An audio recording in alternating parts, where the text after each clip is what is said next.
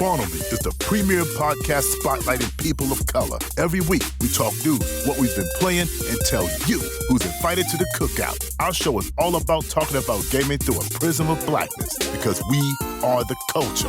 Welcome to Chicago, y'all. Yo, what's good, everybody? This is the Spawn Me podcast with Khalif Adams. I'm your host, Khalif Adams. Hope you're doing well, having a wonderful week.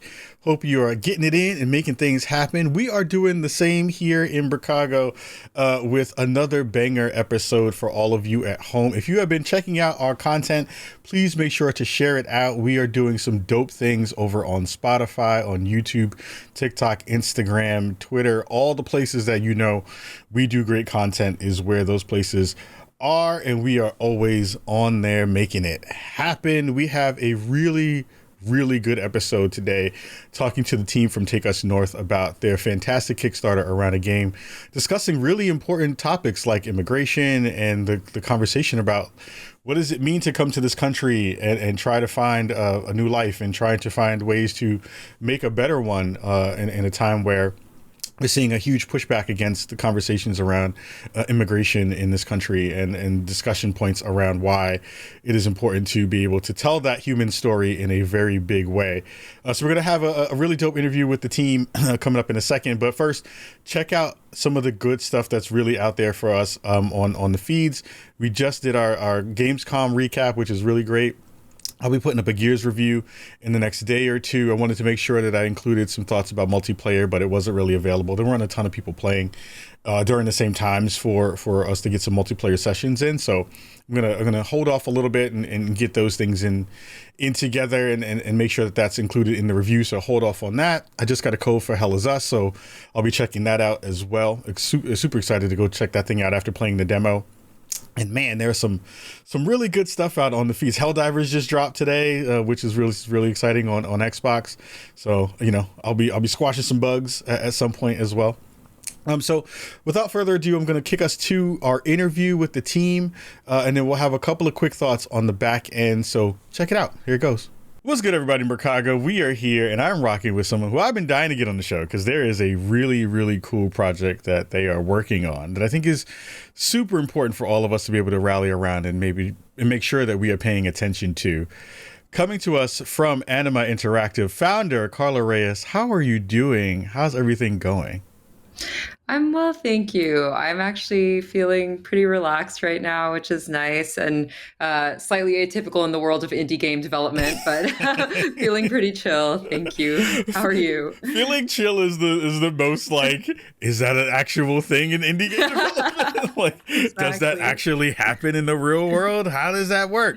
I am doing well, but I am super excited to talk to you about your new project and the project that your team is building together called Take Us North. It is a amazingly interesting game around the conversation around immigration, around folks who are looking to find a new life in different ways. And I think in the current state of the world, we are finding so many different discussions that are coming up and that are really important. And the fact that you're taking this on head on is super cool. And I'm so excited to talk about it today.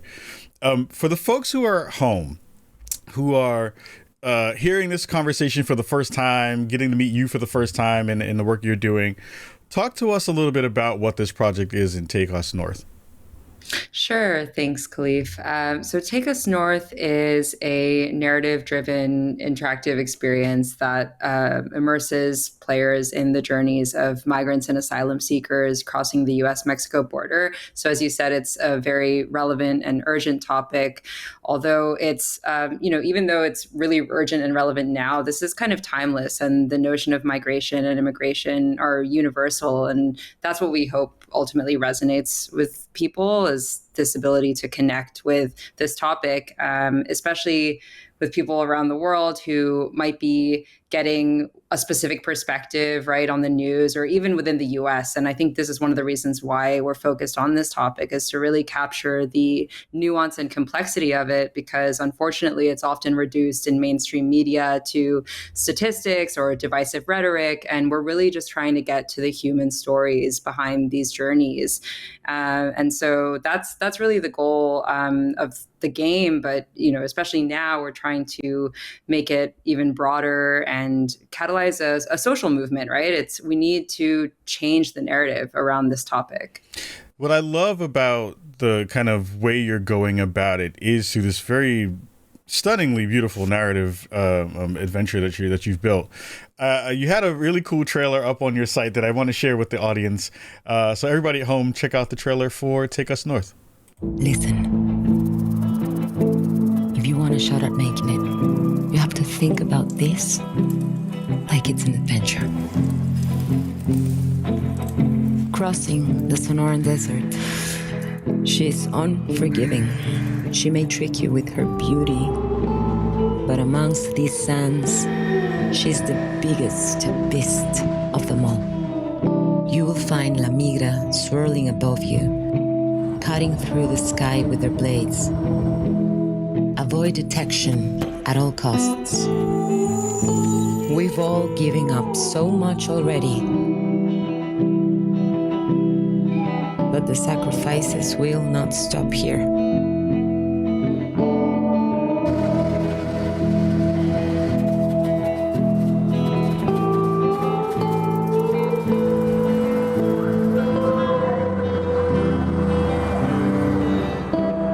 Fascinating, isn't it?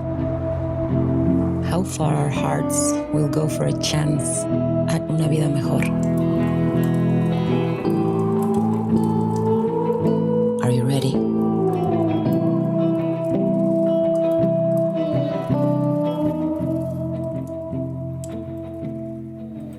So I get chills when I watch that because it's beautiful. It is like it's super poignant in what it's trying to convey. And I feel like one of the things that you're really nailing is this level of humanizing this journey, humanizing the folks who are making this journey. Can you talk a little bit about what the kind of, again, impetus for this was and what the kind of foundation of when you were like, we have to tell this story. This is a really important thing that we must get across to folks, especially in the game space. Yeah. So I have a personal connection to this being a first generation immigrant. My father's from Guatemala, my mother's from the Philippines, but much of my family from Guatemala actually emigrated this way across the border. And I've always believed in the power of games for good and to drive, social change. And was always curious about capturing the refugee experience. And there's a game called Bury Me, My Love, which I had played, right, which follows the journey of a Syrian refugee. And then I also did this multi-sensory VR experience called Carne y Arena, which was done by the Mexican filmmaker Alejandro Iñárritu. So this debuted at the Cannes Film Festival in 2017, but then it did festival and museum circuit. And it basically immersed the audience members in this experience of what it's like to be in the desert, simulating Border Patrol helicopters. And they actually would make you go barefoot on a sandy surface so that you could feel what it's like to be in the desert. And that was a really visceral, powerful experience. And I thought, well, how can you take this and reach a broader audience with it, right, and make it more accessible? And I think, video games are an excellent medium to be able to do that. And I connected with a bunch of game developers in Latin America, in Colombia, a few first-generation immigrants here in the US as well. And we were ideating around how to further develop this game. And it was cool because everybody had a little bit of a personal connection to it and wanted to explore this. And throughout the development process, we've seen some of our team members even get closer to their families because some of these stories start unfolding. And that's part of what we're trying to do with the game itself when it releases. I don't know if you played the game Venba, for example, but that's also, about an immigrant family. And I heard stories of people playing with their parents or their grandparents. And that's a vision that I hope we can also, strive toward with Take Us North. And I one of the reasons why I'm excited for this is not only because of the layers that you just talked about, which are, cultural, generational. There are so many layers that are in that mix of, why this story is important and why you as a person who has that history is telling the story as opposed to other folks who are constantly kind of getting the information wrong, right? Like I think we have these first person stories and these kind of firsthand stories that are coming through, while also removing a lot of the disinformation that winds up happening through a game like this, through a project like this.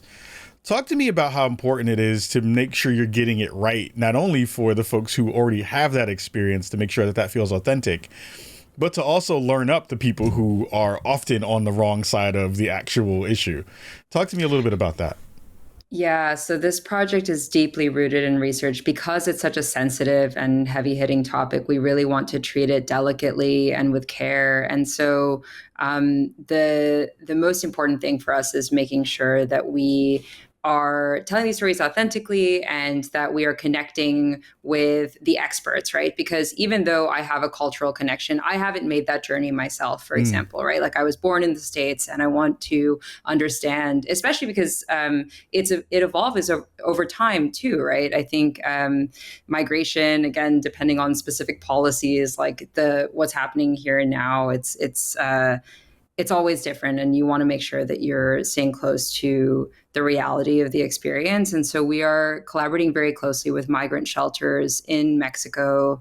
I've been going down to the borderlands and walking the trails. So for context, the game is primarily set in the Sonoran Desert, which is between Mexico and Arizona, although we show other aspects of the migrant trail as well. But I've been, walking through those places and going with humanitarian groups to do resource drops, for example, because this is one of the deadliest migrant trails in the world.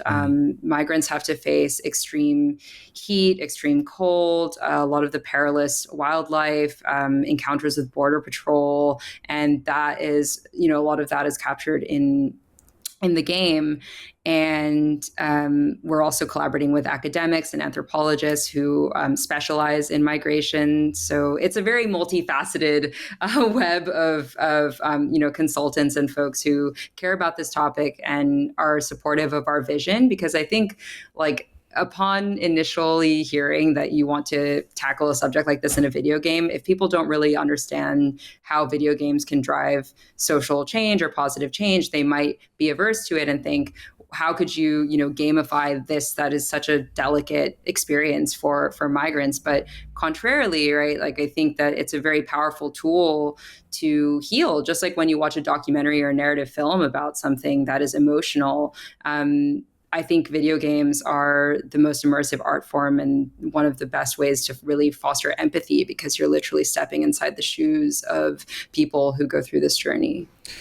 Yeah, I mean, the reason I love VR so much is because of that ability to literally be in the eyes of, another human being or another human's experience, to be able to kind of be in that space. And a game like this, giving more information for not only, I think a lot of folks, when they come into a project like this, especially, folks like myself, we have a lot of stereotypes that we also bring to the table that are wrong, right? We're also trying to figure out the best ways to be allies when it comes to the conversation around immigration and migration, especially with the country, turning everything on its head right now.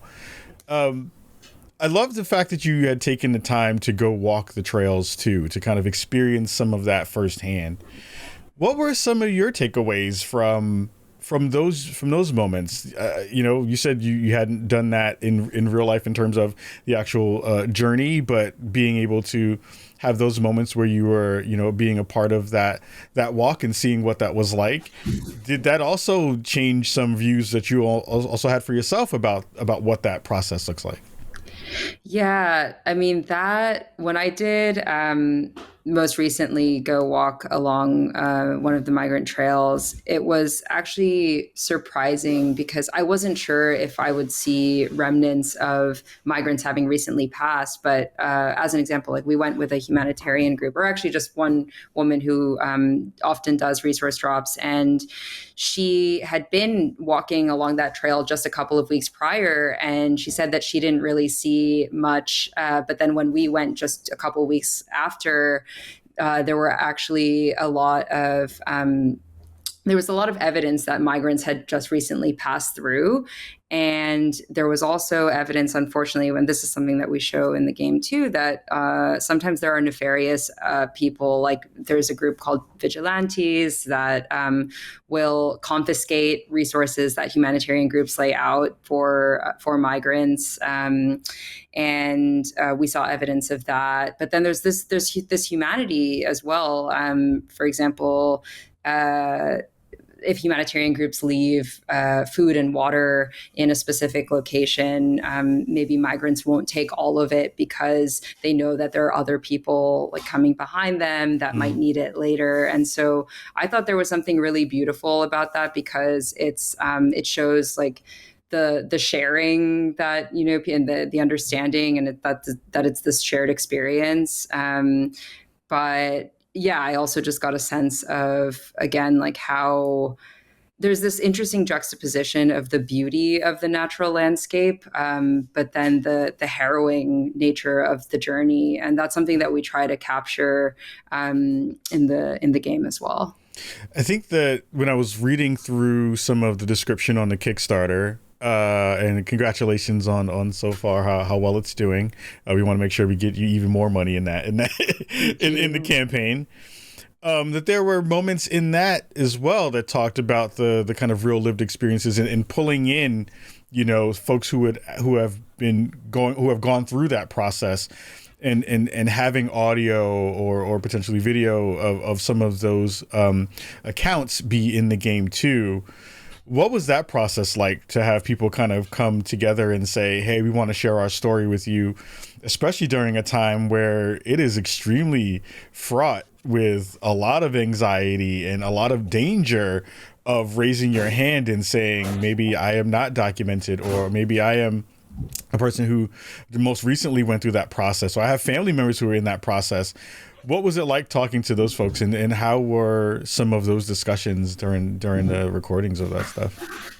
Yeah, it's, again, a very delicate process, because you don't want people to feel re-traumatized, right, as they're sharing their experiences. But on the other hand, it actually does serve as a very cathartic process to be able to talk about it and to know that we are amplifying these stories, because it is such an urgent topic, and there is such great misunderstanding, misinformation, disinformation as well, right, around the topic. And so I think people feel excited about the possibility to amplify their stories and to essentially give them visibility, right, bring them to light, because there's just, you know, again, it's about humanizing it ultimately. And I guess take it for granted sometimes because I was so close to it and I had a personal connection to it. But as I was going around, you know, we've not just done interviews with the migrants, but we've also done like Vox Pop style interviews on the street to get a sense of what do people think about these topics? Like, what do you know? You know, I remember being in New York City last year and just kind of interviewing random people on the street, right? Like, what do you think about this concept of a video game that tackles this topic? And it was surprising to hear some people's perceptions, right? And I think that this is exactly why we're doing the work. And I'm excited about the possibility to incorporate more raw footage, because one of the biggest takeaways has been that no one can tell these stories better than the people that have actually gone through it themselves, right? And so being able to honor that, like, of course, I'm here as a facilitator, as a translator, as a liaison, but these are really like the stories of the migrants themselves, and we're handling that very delicately. I think I'm happy to hear you talk about the kind of taking it for granted layer. I think as a New Yorker and born and bred and now living somewhere else that is very, very white. I didn't know you were a New Yorker too. I'm from the Bronx. I'm from the Bronx originally. Lower East Side. But I think it makes me even recall the interactions with folks that I see every day or that I saw every day. And you forget, because it is such a, I hate the cliche term of it's a melting pot, but it is, right? It's like you can look in any direction and hear various everything, cultural, languages, all the pieces that make what I believe New York to be great and amazing, those parts of it. But you go into that, especially if you're born and raised there, like, you don't think about the journeys that folks have made, even though you can look at the Caribbean and say, oh, well, you know, Jamaicans aren't here just because they, like, Jamaica wasn't here because Jamaica, like, Ricans aren't here, Dominicans aren't here because of, like, it's an actual journey as well for those folks too, even if the migration and immigration layers are a little bit less stringent in terms of the way the public sentiment has been towards those groups. It feels like when you talk about, and when we have that discussion of the taking it for granted, there is a weird disconnect between what we have been sold as the American dream and what folks who are looking to be a part of what the American experience is have an understanding of what it may be prior to, you know, them coming over and then landing, and then having the nuts and bolts of, like, what does it mean to be American once you get here, right? And I use the air quotes because that whole delineation has changed a lot in the past decade. What are you hearing from those folks when you're having those discussions about that balance between the idea of why we're going and then getting here and living a life? What's the balance in the conversations that you're having for folks in that discussion?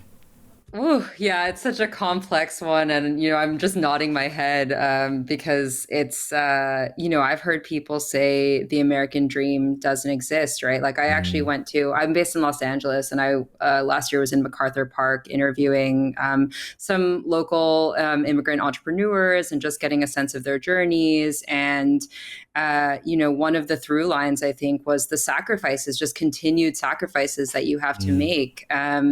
And how, you know, one woman described, she was from El Salvador, and she said, you know, immigrants, we are luchadores, we are fighters, because we're constantly just having to, you know, it's what a lot of, I think, people of color in the States say about having to work twice as harder, right, or twice as hard as counterparts. And I think that's, from my observations, that holds true, right? And I think, like, especially now, the American dream, does it exist? People have said the American nightmare. Like, of course, there are still so many opportunities here, and this is where it gets complex. Like, I don't know if you've seen recently, some people are not just self-deporting, but actually a lot of people are going back to Mexico, and they're calling it, like, the Mexican dream now, right? Like, is Mexico a place that is safe for people? But the reality is, again, like, there are so many different types of migrants, and there are so many different motivations behind migration. But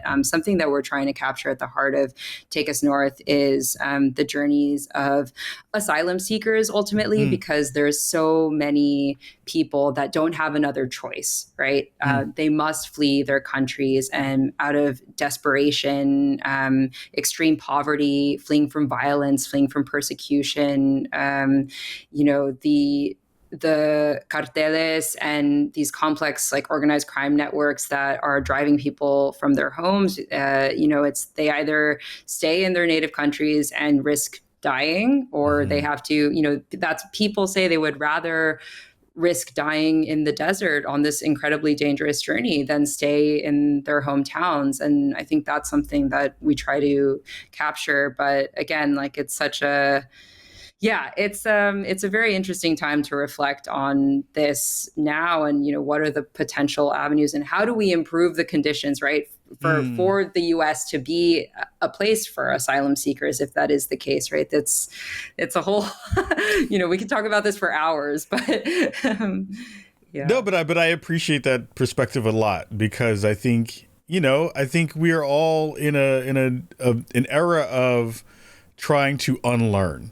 Right? We're trying to unlearn the things that we have been given and taught, and really dig into the experiences of the people who are living it, and uplifting and amplifying those conversations. I think, you know, from a political perspective and from a American cultural perspective, we have been lied to often about what, America is supposed to stand for as opposed to what it does, the reasons why some of the destabilization that you see in Mexico and in all the places around the world, we've had a hand in multiple layers as Americans, as an American culture. We refuse to talk about those layers, but also still have people who want to come here and say, we want to try to rebuild a life here because where we were was even more dangerous than the potential of where we could potentially go. I love the fact you're also working not only with anthropologists and folks in those spaces, sociologists and things there, but you're also working with groups who are doing the work on the ground too, which I think is brilliant and fantastic. Talk a little bit about what that has been like and what that means for the project too.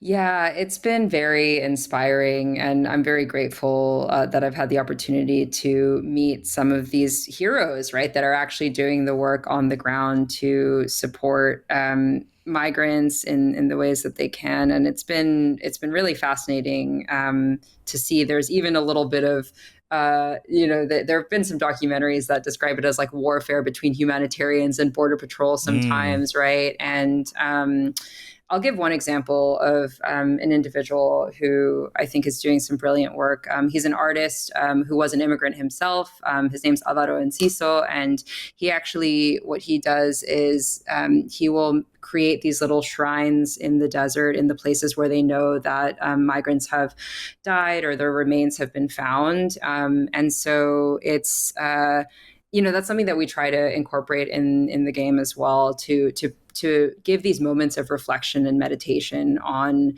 the fact that thousands of people, are making this journey and not all of them make it. And they're making these incredible sacrifices because they want to have a better life and give a better life to, posterity, to their families. And I think that that's something that, as a first generation immigrant, again, like with the taking for granted piece, right? Yeah. Like I didn't fully understand necessarily. And I think first generation immigrants, especially from, a lot of my friends that I've chatted with, sometimes there's some resentment or because of the values that maybe immigrant parents uphold. And there are reasons for that, right? And you might not really be able to empathize with it until you understand fully what this means. And it doesn't even mean that they had to have gone through the desert and go through this journey, right? It's just in general. And that's to your point earlier about immigrants outside of just Latin America, like in general, right? So I think many of us, the U.S. is a nation of immigrants ultimately, right? And so being able to trace that back and connect with your roots in that way is something that we hope we can do. But certainly it's been enlightening to be able to collaborate with folks that are on the ground. I want to talk a little bit about the kind of like nuts and bolts of the mechanics of the game. I know there's a lot of work that's still being done to kind of flesh all those pieces out and get it into a space that you want. But like, talk to me a little bit about what the player will experience when you first get into the game and have your first experience with Take Us North. Yeah, so as the player, you play the role of a migrant guide or a coyote, which unfortunately, they're often, not unfortunately, because it's true, they're often associated with the drug trade. It's a very complex thing, but there are good guides, right? There are people who unfortunately just get stuck in these circumstances. And we kind of want to show again, the complexity of this and what that means. But your objective is to safely shepherd a group of migrants through across the border. And then throughout the journey, you get to shift perspectives to play other characters because we have these playable flashback or memory levels. And that's how we can kind of connect people to, the psyche of migrants, but also to other parts of the trail beyond the desert. And it's interesting because the journey actually lends itself naturally to conventional game mechanics. For example, like resource management. You first start out at this border town of Nogales where you have to gear up effectively. You have to decide what you need to pack for the journey. Bringing more water is going to weigh more, but you need it. But so it's going to make you slow you down, right? And so there are these different choices that you have to make. And some of those survival mechanics like stealth, right? When you're encountering border patrol or if you're encountering perilous wildlife like wild coyotes or, how do you be savvy about that? But ultimately, even though like these systems are part of the experience, we want the mechanics to serve the narrative ultimately and not abstract people from the emotional impact of the experience, right? So even though this could be like a very complex management game, that's not the heart of what we're trying to do. And ultimately we want people to feel. And you can do that with mechanics. I think there's a great way to, and this is again to your point of like us iterating and refining that and trying to figure out what's the sweet spot to balance those two. And again, like finding these moments of tension, which is so real because you're going through this incredibly harrowing journey, but also relief. And we don't want to make it trauma porn, right? Like this is there is humor, there is a spectrum of emotion that you feel, there's connection, there's love, right? There are all of these things that are just the human nature and that you get. And resilience is definitely something that we want players to feel because we see that that's something that the migrants certainly experience. And I think just being able to translate all of this it's a gargantuan challenge, right?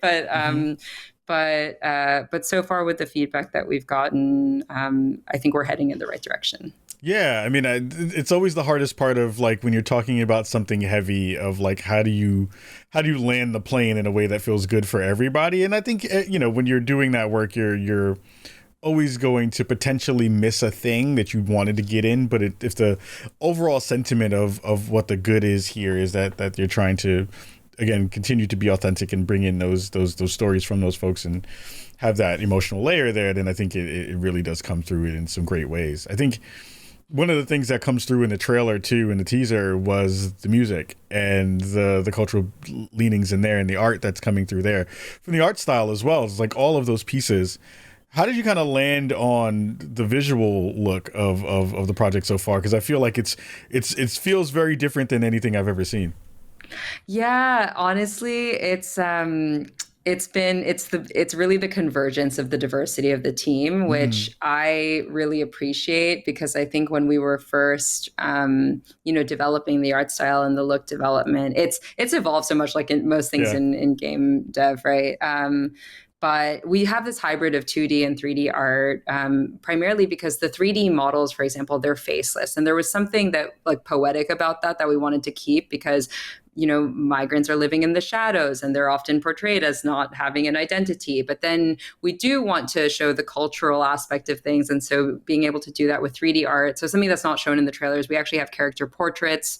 So that shows more detail. And I think that's important so you can connect. And we also have voice acting, which is very important as well, I think, to be able to drive home like the narrative elements. But I wanted things to be abstract. And again, like the 3D art focusing on the beauty of the natural landscapes, but then the 2D with more detail, being able to show the characters and the cultural aspects of that. So again, like it's still in development, but it's just been really cool to see how contributions from our artists. We have artists in Spain, in Latin America, right? So in Europe, so it's a really global team, and they're all coming together because it's a labor of love ultimately. So, yeah.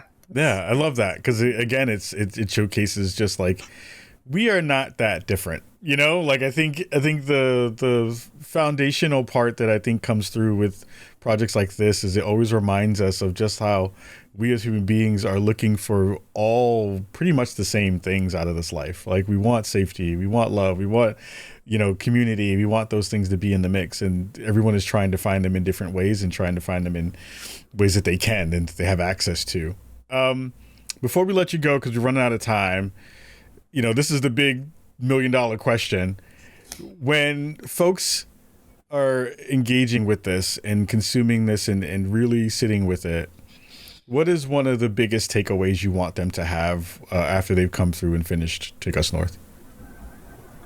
Oh yeah, certainly. This notion of empathy, I hope, is one that any of our players can take away, or even just a little bit more, understanding and enlightenment around this topic and this subject matter. And as I mentioned earlier, so we've been actually showcasing our demo around at festivals. We did GDC, Tribeca, a few others around Europe. And, we've had, I've seen a few people tear up, by the end. And I think that means that, we're breaking through, we're opening people's hearts and minds. And that's the whole goal with this project, is really to be able to not just open hearts and minds, but hopefully shift them if they had a different kind of perception previously. Right. And yeah, I think that's really the overarching goal, is just being able to feel connected to people who go through this, and hopefully feel motivated, especially in these times, to do something to support the real world change that needs to happen, because we all need it, right? There's hope, and then there's action that can hopefully realize, the vision. Well, I want to thank you. I want to thank you seriously for taking on this project. I want to thank you for telling this story. I think it is paramount to the way we all understand this experience, and paramount to the way that we all engage with each other in a real way, and dig into those hard topics and try to broaden out what it looks like to be more empathetic as people across this world. And in a way that speaks to, not only the folks who are players, we always are looking at that from a game dev perspective of like, what does the player think and how do we engage with them in that way? But from a humanitarian perspective, this is an important project, and I'm excited and happy that you're taking this on and doing it with such care. Carla, thank you so much for spending some time with me this morning. It's super dope to finally get to say what's up again. We met at a event earlier, late last year, I believe, mid last year. And when you reached out, it meant a lot, because knowing what you're working on is so important. I'm just happy that we got a chance to talk about it on our show and with you. So I'm hoping for much success for you and the team. If there's any other ways that we can be helpful to showcase this and share this out and get the word out, we'll do so. Thank you so much. Go ahead. I'm sorry. Oh, no. I just want to say thank you, and, for the opportunity to share. And also, I will shamelessly plug the Kickstarter, yes, mainly please. Because, if you check us out on Kickstarter, Take Us North, some of our rewards are actually in collaboration with one of the migrant shelters that we're collaborating with, where they do these handcrafted textiles and embroidery, even woodworking like ukuleles as a way to process trauma and heal. So if you back us at select tiers, you could get those as physical rewards, and all of that is obviously going directly to the shelter as well. So by supporting us, you're not just supporting our team, but you're also directly supporting the impacted communities. Amazing. We're going to definitely have the link in the show notes. We'll put it into the links when we share it out on social when the show goes live. And again, thank you for doing this dope work. I'm really excited for it and excited for the team. And again, this is a brilliant project. I'm hyped for it. So everybody at home, so much. We're going to take a quick break. You can go check out the link in the show notes. Go make sure you go hit that and go support the team. And we'll be right back after this. Hey everybody, Khalif here from the Spawn on Me podcast. Hey, we have been in the market for new PCs for a long time, and for our 10th year anniversary, the wonderful folks from NZXT have partnered with us in a collab to be our hardware sponsors. So if you are looking for a new PC to stream or to game in the best way possible, go check out nzxt.co/spawnonmebld, and you'll be able to find a perfect PC for you, whether that be the Player 1 machine, Player 2 machine, or Player 3 machine. The ones that we're rocking for our new studio build. They have everything you possibly could need for the best PC experience on the planet. Remember to go check out nzxt.co/spawnonmebld, and they will get you set up right. Much love and peace. Man, what a really dope conversation. I have to give a huge thank you to Carla and the folks behind Take Us North, because this is such a beautiful story that I'm really excited to go check out. I'm dying to play this thing. I'm dying to check out what it's going to wind up being once the game fully comes out and the experience fully comes out. And again, this is a thing that we should be supporting. These are stories that we need to be telling as folks who care about how humans are on this planet and how humans are going to be affected by the world around them. And, anyone who is looking for a better life, anyone who is looking to save themselves from themselves and their families from spaces and places that are not necessarily great, in terms of, political unrest or any of those things, like those conversations are worth having. Those conversations are worth discussing and having people who either have adjacent to people who have known folks who are going through that passage and going through that journey, or folks who have gone through that journey themselves. They deserve to have a voice and deserve to have a space to be able to be talked about in reasonable ways and good ways to be able to understand the experience in that journey. So massive love to Carla and the rest of the team for being brave and making a game like this and just being so thoughtful. And I want to thank them for being dope and coming on our show to talk about something so instrumental to the way that our country works and how it was built and how it has continued to grow. So massive love to her and to the team and to all of you for being dope enough to be able to consume content like this and be able to have open minds and be able to really think about the world as opposed to just react to it.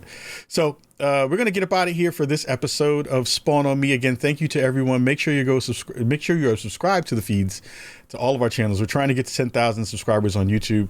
We're trying to figure out dope ways to make great content for all of you at home. And this is another one of those episodes that I would check off that box and say, this was a good one. So, all right, everybody, we'll talk to you soon. Much love to you. Wash your hands, wash your butt. Peace.